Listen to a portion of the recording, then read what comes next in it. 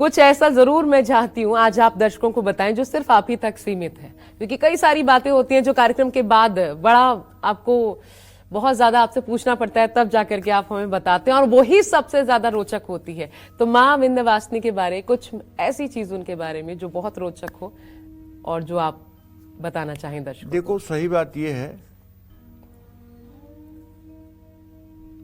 ये सन घटना है 2004 की। जी मैं विंध्याचल में रहता था सन 2001 से। जी मैंने निर्णय किया था कि अब मैं ऋषिकेश जाऊंगा और वहीं से तपोवन जाऊंगा और साधना करूंगा और किसी को बताऊंगा भी नहीं। और ये प्लानिंग मेरी चल रही थी। मैं कुछ कपड़े, कुछ किताबें इकट्ठा कर रहा था कि जब किताबें मेरे पास इकट्ठा हो जाएं तो मैं चला जाऊं। तो एक दिन मैं त्रिकोण परिक्रमा कर रहा था। परिक्रमा मार्ग में एक वैष्णव महिला मिली। जब मैं पहाड़ पे चढ़ा ऊपर तो एक वैष्णव महिला मिली।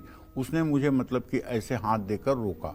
तो मैं चूंकि माला जप कर रहा था इसलिए मैंने अपने मेरे जेब में 10 रुपए की एक नोट थी, तो मैंने बायां हाथ अपने जेब में डाल करके और उसको 10 रुपया देना चाहा। उसने कहा मुझे पैसा नहीं लेना है बेटा, तुमसे बात करनी है। तो जब मेरी माला पूरी हुई तो हमने कहा अच्छा माता प्रणाम, क्या बात है बताइए। कहें तुम क्यों जाना चाहते हो यहाँ से।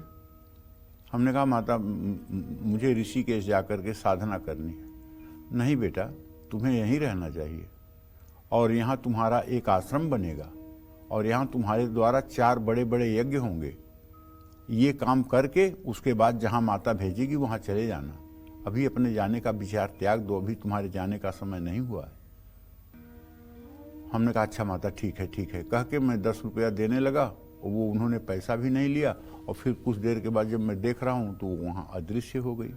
और उसके बाद में ऐसा विधि का विधान हुआ कि शिष्यों ने जबरदस्ती वहाँ विंध्याचल में आश्रम बनवा दिया। फिर वहाँ सहस्त्र चंडी यज्ञ का आयोजन हुआ। 2004 में एक बार सहस्त्र चंडी हुई, 2007 में गोदान वाली सहस्त्र चंडी हुई जिसमें 108 गायों का दान हुआ, 2010 में एक सहस्त्र चंडी हुई, 2012 में एक सहस्त्र चंडी हुई। उसके बाद में मतलब कि जो है माता ने विंध्यवासिनी ने 7 सालों के बाद दिल्ली भेज दिया। दिल्ली में मेरा कोई परिचित, कोई रिश्तेदार, कोई मित्र भी नहीं रहता था।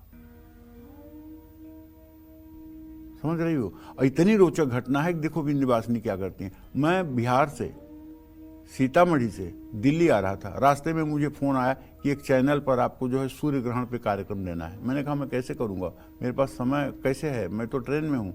नहीं कर लेंगे, आ जाइए। और मैंने वही ग्रहण पे कार्यक्रम किया जा करके और वहीं से उन लोगों ने मेरा पीछा कर लिया कि आप मेरे चैनल पे आ जाइए। कोई परिचय नहीं, कुछ भी नहीं, लेकिन वहाँ से लाइव इंडिया की शुरुआत हो गई। 4 साल वहाँ रहे। 4 साल के बाद वहाँ से मतलब कि हटने के बाद यहाँ आ गई। 13 साल यहाँ हो गया। ये माँ विंध्यवासिनी का चमत्कार नहीं कहोगी तो क्या कहोगी। वो प्रचार प्रसार का उद्देश्य किसी को तो बनाना था, वो भक्त के रूप में, वो शायद आप ही को उन्होंने सौंपा एक उद्देश्य के साथ।